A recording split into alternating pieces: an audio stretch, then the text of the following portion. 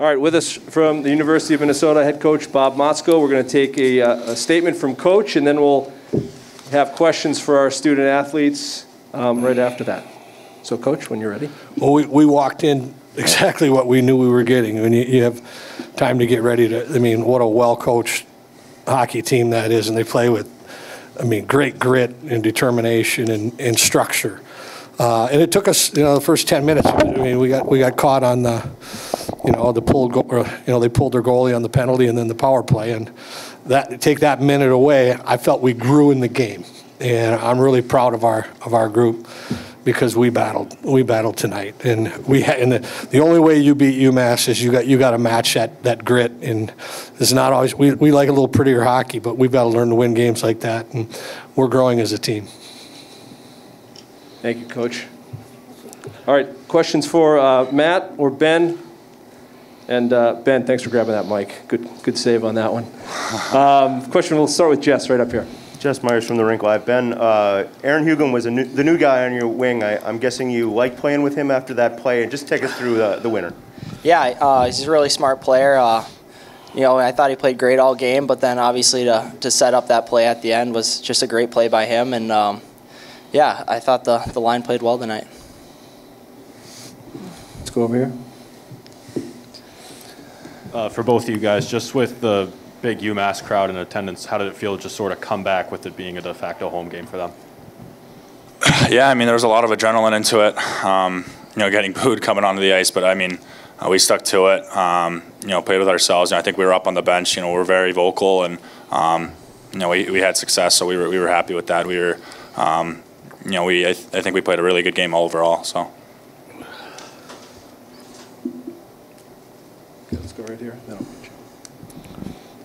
Josh Seaton, College Hockey News. Matthew, I mean, what was it like to score that tying goal? And, your coach just talked about grit. I think right after that, the next shift, you block a shot. And what does that mean for you guys? I mean, that's what our team is. I think anyone in our lineup can do the same thing.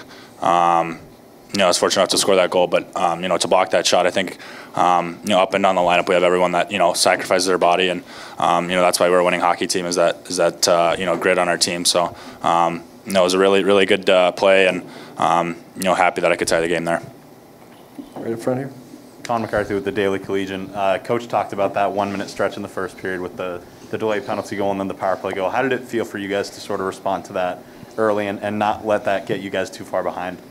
Yeah, I think the message was that, there's a lot of game left, and obviously it was unfortunate, but, both one goal happened 6-on-5, and then the other goal happened when they were on the power play. So we felt like we could really do some damage 5-on-5, and we stuck to that, and I don't think we took another penalty the rest of the game. So. Yep, Jason Scales with Inside Hockey. Can either one of you talk about what Justin's meant to the team since he's come on? What he's meant to the team? Yeah, I mean, the kid, you can't say enough good things. He's just heart and soul. Truthfully, I'm honestly tearing up talking about him. He's the type of guy, showed up for 3 years. If anybody asks for extra work at the end of practice, he'll stay out for them, willing to give anything for this team. And he expected nothing in return, but obviously he was given the starting role, and he's been unbelievable. Matthew, that's 3 power play goals for you in the last 2 games. Just what level of confidence does your entire power play unit have when you see the ref's arm go up? Yeah, I mean, we have momentum right now. I think we're just building off of it. We have 4 other players that are very skilled, very talented, that give me the puck and put me in that dangerous area. So it's been easy on me, but really riding the momentum, and we're trying to take that in the next game. Any other questions for the student athletes? We'll go back to Jess. Either of you know anything about Western Michigan, and did you watch their game at all today? I played with a couple kids on their team. I just saw the short overtime. That was it. So I'm sure we'll get a good pre-scout going, and yeah, we'll do our film and be ready for them. Right here. Either player. How do you guys plan to use the day off that you have now to regroup and recharge? I'll take that one. We're going to rest. Any other questions for the student athletes? All right, thank you, guys. Congratulations. Ben, leave the mic here. Yeah, thanks. Appreciate it. Thank you. Good job, though. Thank you. Just leave it. Thanks, guys. Good job, boys. Yeah, thank you. All right, questions for Coach. Let's start here, and then we'll get you. Go ahead. Coach, what went into your decision to call the timeout in overtime, and what were you kind of hoping for with that? Well, we went through, it was a little stretch there where they kept sneaking their top line out, and we matched that line, Myers' line, against them all night, and they snuck them out twice, and Myers' line got out at the end of it, so Myers' line was getting short-shifted, and we actually needed a whistle to get reset, and I called a timeout, and then they took their top line off, and he was going, little cat and mouse was going on there, and then ironically, we got our line out there in the game-winning goal. Look, two of the guys got out there on a line change where we got the puck down deep. So a little cat and mouse was going on there, but we needed to use it. Right here, Coach. Coach, I know this is a game that everybody sort of wanted to see, defending national championship.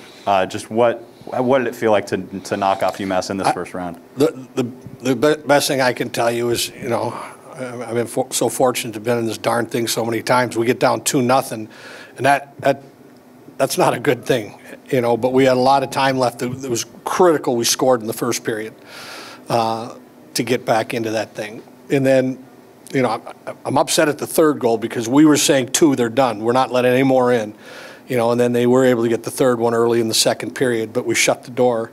I mean, it was, we knew exactly, we said that game, if you watch the game tomorrow, we knew exactly how it was going to play out because that's how structured they are.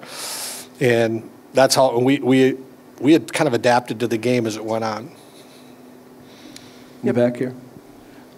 Coach, before Jack left, you guys were having sort of a mediocre season record-wise, but then he left and you guys have sort of turned a corner. Can you just talk about, his departure and if that was like a rallying point for the team? And yeah, when you live in the state of Minnesota, we get a lot of media and social media, and they kept saying the same thing, that we were mediocre because we split 5 straight weekends. I thought we were playing pretty good hockey, but we were waiting for some of our young guys to catch up to our game, and we kept playing our young guys.